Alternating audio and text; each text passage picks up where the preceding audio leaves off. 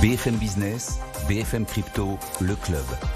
Sandra Gandoin. Bonjour à tous, je suis ravie de vous retrouver. Il est 15h, c'est l'heure de votre rendez-vous crypto. BFM Crypto, le club, comme tous les jours, jusqu'à 15h30. Aujourd'hui, on va parler de minage et de cette opération qui nous a un peu fait bondir durant l'été. Dans un instant, on va parler de Bitcoin, les évolutions de l'été, les décisions de Trump, les décisions aussi de certains États. Et puis l'Ether, le record historique qui a été atteint. L'avenir de cette crypto, si vous êtes sage, si on a le temps à la fin, peut-être un match entre l'Ether et Bitcoin. Dans lequel investir? On va voir ça avec mes deux invités. Jonathan Erskovici, fondateur de Stack Insat, qui est avec nous à distance. Bonjour Jonathan, ravi de vous retrouver. Après un été comme ça, vous avez plein de choses à nous dire.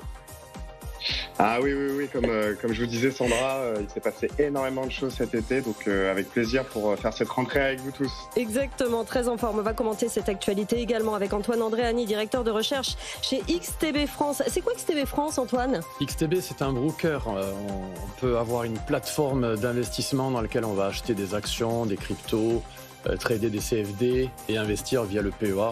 Donc il y a pas mal d'applications très simples à utiliser.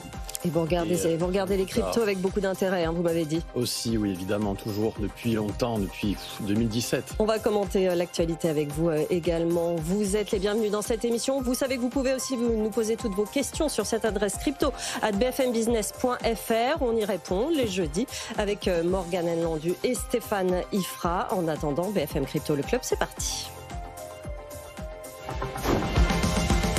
On va commencer par cette actualité, Jonathan Erskovici, l'énorme actualité de l'été, l'affaire EDF, Exaion et Mara Holdings. Est-ce que la France est en train de perdre la main sur son énergie et sur son avenir numérique? Et carrément, cette question, Jonathan. Écoutez, oui, ça a été un cataclysme cet été. Effectivement, on a eu du mal même à encaisser cette information. Mais peut-être je vais essayer de resituer un peu le contexte. Donc tout le monde connaît EDF. Probablement que ceux d'entre vous ne connaissent pas Exaion, donc filiale d'EDF spécialisée dans le calcul haute performance et le minage. Donc cet été, il y a eu une information assez dingue, comme quoi en fait ils allaient prendre comme quoi Mara allait prendre 64% du capital d'Exaion. Donc voilà, il y a eu tout un pataquès derrière, même au niveau politique. Et effectivement, ça a beaucoup fait parler. Mara Holdings, ce sont des Américains, on le rappelle. Exaion, on en parle souvent depuis quelques mois sur cette émission. Jonathan, vous nous rappelez ce qu'ils font concrètement? Alors, Exaion, donc comme je disais, c'est du calcul haute performance, de la blockchain aussi, et ils sont connus aussi depuis 2022 pour avoir pris position sur ce qu'on appelle le proof of work. Donc ça, d'ailleurs, on va en parler avec l'invité aussi d'aujourd'hui. Mais globalement, le proof of stake, ce sont des protocoles blockchain comme Ethereum, Polkadot, Tezos, qui sont soi-disant green. Et ils ont, depuis 2022, rejeté totalement en bloc une stratégie de minage en proof of work, ce que fait Bitcoin. Donc c'est ça où l'hypocrisie et la contradiction a commencé à arriver. Oui, parce que ce que vous nous dites souvent sur le plateau, c'est que nos excédents nucléaires pourraient servir aux mineurs en France, mais c'est vrai que pour le moment, EDF ne s'est pas placé là-dessus. Mais ça veut dire, avec cette opération, que l'électricité française, financée par nos impôts, pourrait servir à une boîte américaine? Eh bien, écoutez, concrètement, c'est exactement ce que ça veut dire, d'où justement cette hypocrisie et ces contradictions, parce que, et ça vous le connaissez très bien, c'est aussi un ami à moi, Sébastien Gouspillou, qui est le célèbre mineur français, avait justement contacté EDF à l'époque pour justement utiliser les surplus d'énergie et justement pouvoir miner du Bitcoin avec le nucléaire français, en tout cas l'énergie française. Évidemment, refus sec d'EDF et notamment le PDG de cette filiale Exaion. Donc c'est quand même assez incroyable où en gros EDF quelque part va vendre une partie de ses infrastructures à un acteur US pour miner du Bitcoin en France, mais du coup au profit évidemment de sociétés américaines, parce que Mara est justement une société leader dans le minage de Bitcoin aux US. Il y a eu quelques mois entre ce refus effectivement à Sébastien Gouspillou et ce qui s'est passé cet été. Pourquoi aujourd'hui EDF accepte de faire ça avec Mara Holdings? Alors, c'est vraiment tout l'enjeu même de ces discussions. Après, Mmh. effectivement, on peut se dire que l'État est endetté et qu'ils vont chercher coûte que coûte à trouver des sous pour financer les déficits et les dettes. Mais quand même, on peut se dire qu'on peut retomber dans les travers des GAFAM à l'époque où là, on va laisser finalement ces technologies qui sont quand même aujourd'hui ultra d'actualité, avec notamment l'intelligence artificielle. Enfin bref, du coup, on voit Emmanuel Macron qui a décidé d'investir énormément d'argent dans le secteur de l'intelligence artificielle. Et par ailleurs, on voit que finalement, l'État français décide de se délester d'une pépite française. Et justement, d'ailleurs, un des politiques s'est révolté de cette nouvelle, hein, qui est Mmh. l'ancien ministre de l'économie. Alors peut-être qu'on ne s'en rappelle pas parce qu'il n'est pas resté très longtemps, mais Antoine Armand justement a directement interrogé, parce qu'il est quand même député, il a quand même interrogé l'État, qui est quand même actionnaire d'EDF majoritaire, et il a mis en garde contre justement cette perte de souveraineté énergétique et numérique. Donc il y a aussi évidemment, et ça petit clin d'œil à mon ami Alexandre Stachenko qui préside l'INBI, qui justement aussi a saisi le ministre de l'économie pour essayer d'avoir un peu plus de détails sur cette affaire, voire même carrément un refus pur et simple de cette opération. Vous l'avez dit, il y a une question de souveraineté énergétique particulièrement et de politique finalement à suivre dans le domaine industriel. Antoine, vous en pensez quoi de ce choix, effectivement, déjà de ne pas miner en France? Pour le moment, ça se fait par des sociétés françaises, pour certaines, comme celle de Sébastien Gouspillou, à l'étranger. Mais pour le moment, la France n'a pas fait ce choix. Qu'est-ce que vous pensez de ça? Et puis du fait que Exaion est en train de partir à l'étranger? Je pense que c'est une très très mauvaise nouvelle. Et Trump, il accueille la nouvelle sans doute avec tant d'autres nouvelles qu'il reçoit. Mais les États-Unis, eux, ils accueillent la nouvelle avec joie. Mais on donne le bâton pour se faire battre. On perd de la souveraineté. On dilapide un petit peu le patrimoine national depuis très très longtemps, depuis ça même en décennies. Mm. Donc non, c'est pas une bonne nouvelle du tout. Et on veut être à la pointe et finalement on l'est pas du tout. On vend un petit peu nos entreprises. Donc non, mauvaise nouvelle. L'Europe très à la traîne effectivement par rapport à Donald Trump. Le minage pourrait malgré tout, parce que certains partis politiques l'ont mis sur le devant de la scène, plutôt à l'extrême droite d'ailleurs, ce sujet, peut-être que ça pourrait faire partie de la campagne 2027. Est-ce que vous pensez que ça peut arriver dans les sujets qui viennent? On l'a dit, hein, Emmanuel Macron met énormément de force et de communication sur l'IA, pas du tout sur les cryptos. C'est encore un tabou. Ouais, on est loin du niveau de Trump, qui est Oui. le président des cryptos et qui est hyper offensif. Et bon, de son côté, il a raison, hein, mais nous, on traîne pas que dans le domaine des cryptos, hein, mais non, c'est pas une bonne nouvelle. Et il va falloir que ça se réveille un petit peu en France. Est-ce que c'est pas le problème aussi d'une politique monétaire menée par la Banque centrale européenne qui a un agenda par rapport à sa propre monnaie de banque centrale qu'elle veut sortir d'ici 2027? C'est très possible avec l'euro numérique. Lagarde a été extrêmement critique vis-à-vis du Bitcoin et des cryptos depuis très longtemps, mais jusqu'à aujourd'hui quasiment. Alors que Wall Street a totalement changé de bord et est devenu pro-crypto. Ça a changé quand BlackRock a voulu instaurer les ETF, encore plus maintenant avec Trump.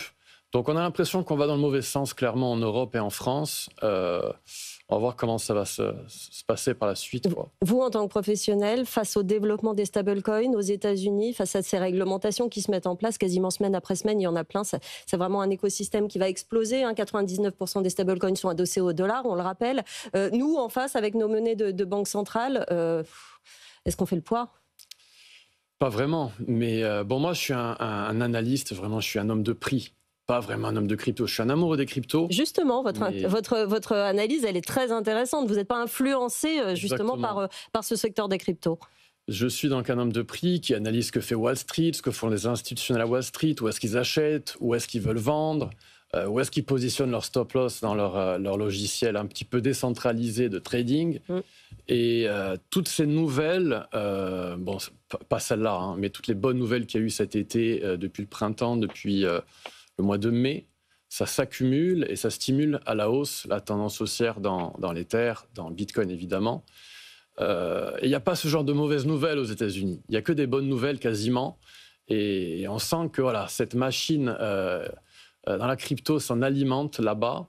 Et nous, on va dans le mauvais sens. Exactement. Et ça, c'est vraiment depuis l'arrivée de Donald Trump en novembre dernier, la certitude qui sera investie effectivement. Jonathan, justement, Donald Trump a continué dans ce sens en étant pro-crypto. Il autorise désormais Bitcoin dans les plans d'épargne aux États-Unis. Vous nous expliquez déjà ce que ça veut dire ? Alors effectivement, Sandra, ça a rythmé aussi cet été après le Genius Act de juillet.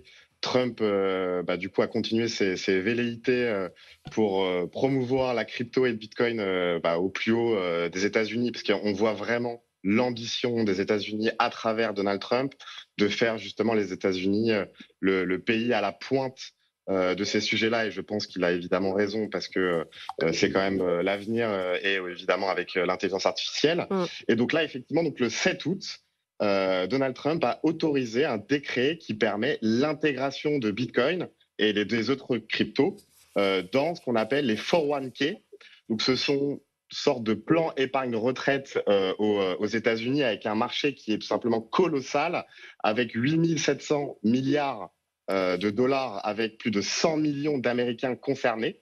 Donc c'est tout simplement incroyable, avec une masse d'argent qui peut arriver sur l'industrie et sur le secteur du Bitcoin, Oui. Sachant que jusqu'à présent, on était plutôt sur des 401k avec des actifs dits traditionnels, mais maintenant, on pourra intégrer justement des actifs, on va dire, un peu plus, en tout cas des actifs alternatifs par rapport à ce qu'il y avait aujourd'hui, donc Bitcoin, Ethereum, du private equity et de l'immobilier. Et donc, si on prend ne serait-ce que 1% de cette somme, on aurait des flux colossaux. Ça va être énorme, ça ferait 87 milliards de dollars de nouveaux flux, et le marché est déjà prêt, les acteurs se sont déjà positionnés, Jonathan. Et oui, parce que effectivement, ce que je n'ai pas dit, c'est qu'on peut dire, alors après, je sais que les observateurs, en tout cas, ou même vos auditeurs aiment bien avoir des raisons qui expliquent les hausses, même si en général, les raisons sont toutes simples parce que c'est l'offre et la demande. Mais effectivement, le 7 août, il y a eu donc cette décision qui a été actée, et on a eu un fameux all-time high, donc un prix le plus haut, le 14 août, autour des 123-124 000 dollars. Juste après cette annonce, effectivement, il y a eu déjà une poussée à 117 000 dollars, mais là, effectivement, on a touché un point haut à 123 suite avec la dynamique de cette annonce. Bon, évidemment, je suis toujours tentée de faire ça. Là aussi, si on compare avec la France, retraite, c'est un gros mot déjà dans notre pays, mais ce système-là, évidemment, fonctionne très différemment. Voilà, c'est clair que alors effectivement, là, on va pas commencer à polémiquer sur ce sujet des retraites en France, même s'il y aurait énormément de choses à dire. Mais effectivement, pour résumer en 2 mots, en France, on est plutôt sur un système par répartition, où ce sont les actifs qui vont financer les retraites des inactifs. Et aux États-Unis, on est totalement sur un schéma différent, avec ce qu'on appelle des retraites par capitalisation. Donc notamment à travers ce 401k, où c'est justement l'individu qui va s'occuper de manière autonome de sa retraite. Et en France, du coup, c'est plutôt l'État, on va dire, qui va encadrer cette dimension justement de retraite. Mais est-ce que si techniquement... on pouvait extrapoler, voilà. Oui. Parce que j'allais y venir, mais on pourrait extrapoler et effectivement se dire qu'il est possible de faire ça en France avec des outils type donc le PER en France, mais encore plus avec les assurances-vie. Sauf que là, en fait, il faudrait que ce soit plutôt les assureurs qui décident tout simplement de référencer des ETF Bitcoin dans ces contrats d'assurance-vie. Et ça, effectivement, il y a toute une question évidemment politique derrière, mais pas politique au sens gouvernemental, mais politique au sein même des entreprises et des banques et du secteur bancaire qui, justement, en France, un peu a du mal à se positionner de manière très franche. Mais de toute façon, pour moi, ça me semble être la suite logique de l'histoire. Et à un moment donné, les assureurs vont devoir être obligés de référencer des ETF Bitcoin. Et donc, on va pouvoir arriver petit à petit, justement, à une forme de prise en charge du Bitcoin et des cryptos dans des assurances-vie et donc dans les retraites des Français. Antoine Andréani, 8 700 milliards de dollars, ce marché aux États-Unis. C'est monstrueux. C'est colossal. Et ça vient de Trump qui, par patriotisme, le fait. Trump, il a lié son destin à la bourse et un petit peu au Bitcoin peut-être éventuellement. Je crois qu'il y a pas loin de 70% des épargnants aux États-Unis qui sont dans les actions. Donc lui, il le sait. C'est pour ça, par exemple, que le mi-avril, il avait posté sur Truth Social son fameux post « It's a good time to buy ». Parce que par patriotisme, il se transformait un peu en conseiller en investissement financier pour dire à ses compatriotes « Achetez, c'est le bon moment ». Et on le retrouve un petit peu partout, y compris dans la crypto qui en profite, avec notamment cette loi de 401K. C'est fascinant ce qui se passe aux États-Unis, mais quand on travaille comme vous, en France, on fait comment face à des mouvements comme ça pour essayer de convaincre les investisseurs, essayer de leur dire, mais attention, c'est des choses quand même intéressantes, il faut les regarder. Est-ce que vous avez un public réceptif ? Dans le cadre de mon travail ? Oui. Moi, je ne suis pas trop au contact de la clientèle, mais quand on voit toutes les bonnes nouvelles qui sont arrivées, en fait, si on retrace, je me suis amusé à tout retracer. Trump est élu en novembre 2024. Oui. Bitcoin et Ether, surtout Bitcoin, explosent à la hausse. On arrive en janvier. Trump arrive à la Maison-Blanche. On a un petit peu un moment sell the news où on prend ses profits pour vendre la nouvelle. On débute un marché, notamment dans Ether, un marché baissier, qui baisse de 66%. Et depuis, on a eu toute une ribambelle de news qui ont démarré juste après le Liberation Day. C'est-à-dire, il y a le Liberation Day de Trump quand il arrive avec son tableau des tarifs. Il y a un petit moment de panique où le dollar monte. On fait un petit plus bas dans Bitcoin et dans l'Ether. Et après, on a démarré une hausse, tendance haussière absolument spectaculaire, et alimenté par toutes ces bonnes nouvelles, notamment venant de Trump qui a impulsé tout ça. Donc j'ai la liste tout l'été, c'est tombé régulièrement depuis le printemps, notamment la mise à jour. Bon, on en parlera peut-être tout à l'heure. Allez-y. On a eu la mise à jour Pectra avec l'Ether.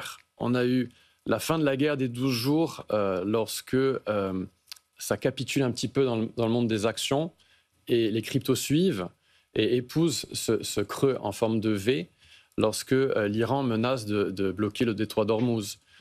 Chaque événement, un petit peu, a été un prétexte pour alimenter cette tendance à la hausse. On a eu les ETF Ethereum qui sont arrivés avec des volumes records, notamment via BlackRock. On a eu la Crypto Week aux États-Unis, au Congrès. Au mois de juillet. Ça n'a pas arrêté. On a eu cette nouvelle que Jonathan a mentionné sur le 401K. Il y a eu Jackson Hole il y a quelques jours avec Powell qui a été assez complaisant et vis-à-vis d'une baisse de taux à la rentrée. Ça n'a pas arrêté et là on se retrouve dans l'Ether à $5 000 et Bitcoin, lui, qui se repose un peu sur ses lauriers. Oui, c'est ça. Bitcoin se repose. On va en parler dans un instant. On viendra sur cette petite actu rapidement tout à l'heure sur le Salvador. Mais effectivement, parlons de l'Ether. Ce record historique, $4 900 à la fin du week-end. Est-ce que ceux qui ont pris leur profit sur Bitcoin, ce qui a fait un peu baisser son cours récemment, sont en train de se diriger vers l'Ether ou c'est pas les mêmes, d'après vous, Antoine ? Alors, ces gens-là, s'ils sont intelligents, ils regardent ce que font les prix du ratio Ethereum-Bitcoin. Lorsque ce ratio monte, c'est qu'on a peut-être des chances d'être dans une alt season. On appelle ça une saison des alts. Ces gens-là ont peut-être spéculé là-dessus, mais attention, Bitcoin n'a pas atteint des cibles qu'ont les institutionnels, notamment $136 000, $140 000. Et tant que Bitcoin n'a pas atteint cette valeur, de mon point de vue personnel, on n'aura pas encore d'alt season. Est-ce que d'après vous, alors je pose plus la question à Jonathan parce que il me gronde à chaque fois. J'ai plus le droit de lui demander, de lui poser des questions sur les cours. Mais ça veut dire que peut-être ce stade-là, vous pensez qu'il va être atteint, il peut être atteint peut-être d'ici la fin de cette année, ou ce sera au cours suivant ? Alors, au très bonne cycle question. suivant. Sachez que Bitcoin, c'est la reine des cryptos. C'est celle qui dicte un petit peu le tempo. Et quand elle va donner le feu vert, parfois Ethereum va la surperformer ou sous-performer. Bitcoin fait généralement ses pivots, c'est-à-dire ses tops ou ses creux, en toute fin d'année ou en tout début d'année. C'est-à-dire que les mois de décembre et janvier sont cruciaux. Pour regarder sur votre graphique, on a souvent eu des pics, des plus historiques, avant un bear market par la suite, donc en début ou en fin d'année. Ça, c'est très, très important. Ça veut dire qu'en théorie, Bitcoin doit pousser, continuer cet été, cette fin d'été, jusqu'à la rentrée, jusqu'à décembre. Et après, on aura le moment de vérité. Il faut savoir que pour qu'il y ait une alt season, une saison des alts, il y a tout un processus à respecter. En général, au début, Bitcoin part seul, part à des plus historiques. l'Ethereum est complètement en retrait, les altcoins complètement à la ramasse. À un moment donné, Bitcoin, à des sommets, va se mettre en pause, va stagner, faire éventuellement une forme de triangle, et éventuellement, Ethereum va le rattraper. Et là, ça, c'est un gros signal. Actuellement, Ethereum est peut-être en train d'être en voie vers le rattrapage. C'est ce que vous êtes en train de nous décrire. On ne le sait pas encore. je vous donnerai des valeurs très précises qui nous donneront le signal. Mais Ethereum est en train de revenir un petit peu. Ouais. Bitcoin est en train de stagner. Et ça, en général, ça augure du meilleur tant que Bitcoin ne tombe pas. Il faut qu'il tienne la baraque pour laisser tout ce petit monde le rattraper, notamment l'Ether. Et à un moment donné, quand l'Ether, lui, va stagner, on a tous les altcoins, les Cardano, les Solana qui vont rattraper tout ça et on va avoir des explosions, des feux d'artifice. Ça, c'est une alt season. Mais une alt season, c'est très rare. Et elle est réservée uniquement aux meilleures cryptos alternatives. Jonathan, vous y croyez à la alt season là, pour cette année 2025 ? Alors, déjà, Sandra, vous savez que j'aime bien vous taquiner sur le prix et l'évolution des cours, oui. Évidemment. Et je ne vais que confirmer ce que je répète tout le temps. Moi, je me base plutôt sur l'évolution de l'utilité des usages plutôt que de me focaliser sur le prix. Après, j'entends que sur BFM Business, ce soit quand même important de parler d'évolution du prix et que vous avez une émission à tenir quotidienne et donc forcément parler du prix. J'ai envie de connaître l'avenir, écoutez, Jonathan. Mais oui, Sandra, aucun problème. Donc moi, voilà. Donc déjà, je vais rappeler. Alors, c'est évidemment mes convictions de bitcoiner, mais pour moi, déjà, je distingue Bitcoin et les cryptos de manière très claire. Pour moi, Bitcoin, c'est le futur étalon monétaire mondial, comme l'était l'or avant la fin des accords de Bretton Woods. Donc là, vous avez Bitcoin d'une part et vous avez les cryptos d'autre part. Et effectivement, on est plutôt sur une typologie, je dirais, d'actifs qui sont beaucoup plus spéculatifs et qui sont basés sur des promesses qui potentiellement vont arriver un jour, ou pas d'ailleurs. C'est pour ça que je compare souvent les alts à des biotech, où il y a effectivement une promesse d'arriver un jour à faire quelque chose. Des projets. Mais aujourd'hui, en fait, à mon sens, aucune crypto, aucune alt n'a vraiment réussi à convertir les promesses qu'ils disent depuis des années et des années. Bon.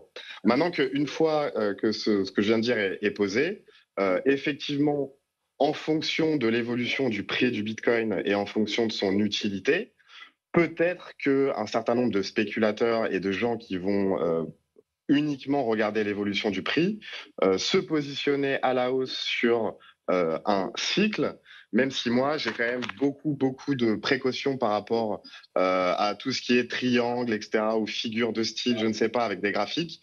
C'est vrai que je suis très méfiant par rapport à ça. Et moi, je suis plutôt, on va dire, pragmatique et je base mon analyse sur des usages. Et c'est justement un petit peu l'idée que je voulais véhiculer avec le troisième sujet que je voulais aborder, mais bon, ça, on en parlera tout à l'heure, où là, on voit que les banques commencent à s'approprier Bitcoin, mais sur leur core banking. Voilà. Et pour moi, c'est ce genre d'usage, d'utilité qui vont faire en sorte que le prix va augmenter à long terme. Et c'est vrai que je m'intéresse très peu aux évolutions de court terme du prix. Vous avez 2 minutes pour nous parler des banques du Salvador. Effectivement, le Salvador qui a autorisé la création de banques Bitcoin. Dites-nous vite de quoi il s'agit, Jonathan. Oui, alors très rapidement, effectivement, ce que je disais, c'est que moi, je m'intéresse beaucoup aux usages. Et là, effectivement, le Salvador, qui a été pionnier en matière de Bitcoin, évidemment, avec la fameuse Bitcoin Lei en 2021, avec Bitcoin monnaie légale. Bon, entre-temps, ils sont un peu revenus dessus, mais on va pas en parler. Et là, le président du Salvador, Nayib Bukele, a déclaré qu'il allait créer un statut spécifique pour des banques 100% Bitcoin, où l'information principale à retenir, c'est qu'il n'y aura pas de réserve fractionnaire. Bon, je ne vais pas rentrer pareil dans ce détail parce que je n'aurai pas le temps, mais en général, les banques traditionnelles ont ce qu'on appelle des réserves fractionnaires, c'est-à-dire qu'elles vont créer de l'argent en faisant du crédit et justement en s'endettant. Et là, il n'y aura plus ce système-là parce qu'on sera basé sur Bitcoin et uniquement Bitcoin. Mais voilà, si j'avais plus de temps, j'aurais pu on y reviendra, en dire davantage. Parce que vous allez revenir évidemment dans cette émission. Je voulais quand même terminer sur ce qu'on disait sur l'Ether tout à l'heure et les traders qui visent 12 500 $. Ça, c'est pour l'Ether, Antoine ? Absolument. C'est très haut, ça, ce serait pour quand ? C'est spectaculaire, ça, savoir le timing est très difficile. J'aime bien vous pousser sur les dates. Un petit mot à Jonathan. Oui. Jonathan, formez-vous en technique. Il y a 90% du marché qui est contrôlé par la technique. par ces fameux institutionnels qui traitent d'une façon très spécifique. La technique est extrêmement importante et leur cible à ces institutionnels, c'est 12 500 $ pour l'Ether. C'est pas une cible tirée au hasard avec une boule de cristal, c'est vraiment extrêmement précis mathématique. Ouais. Parce que je sais comment leur logiciel décentralisé fonctionne dans leur système de trading et c'est aux alentours de 12 500 $ la cible. Ce qui est très très intéressant, c'est surveiller le ratio Ethereum-Bitcoin. Actuellement, on est en ratio à 4%. Ethereum vaut 4% Bitcoin. La cible de ces algos, de ces institutionnels qui utilisent des logiciels décentralisés de trading, qui ont acheté lorsque le ratio était à 2,5, actuellement on est à 4, eh bien ils ciblent 37%. D'accord. Ça nous enverrait si Bitcoin stagnait dans un scénario, ça nous enverrait à plus de 30 000 $ dans l'Ether. Ça ne veut pas dire qu'on va y aller, ça veut dire que là est leur cible. Et c'est très très intéressant. Pour cela, pour rentrer dans ce cadre de figure, il faudrait vraiment casser 4,2%. On s'y est heurté il n'y a pas longtemps, et 5% dans les mois qui suivent. Si jamais on cassait ces niveaux, peut-être qu'on ne va pas le faire, mais si on le faisait, on pourrait entrer dans une alt season historique et on verrait ça ensemble. Choisissez votre camp et vous reviendrez nous en parler évidemment. Antoine, merci messieurs. Alors voilà, maintenant vous avez des infos pour préférer le Bitcoin ou Ether. Évidemment, on en parle tous les jours dans cette émission. Merci Jonathan Erskovici, fondateur de Stackinsat, d'avoir été avec nous en direct depuis Biarritz. Merci Antoine Andréani, directeur de recherche chez XTB France. Vous reviendrez aussi pour nous parler de tout ça. Émission à retrouver en podcast et en replay sur notre appli, sur notre site. Je vous laisse entre les mains de BFM Bourse. Passez une excellente journée sur BFM Business. BFM Business, BFM Crypto, le club.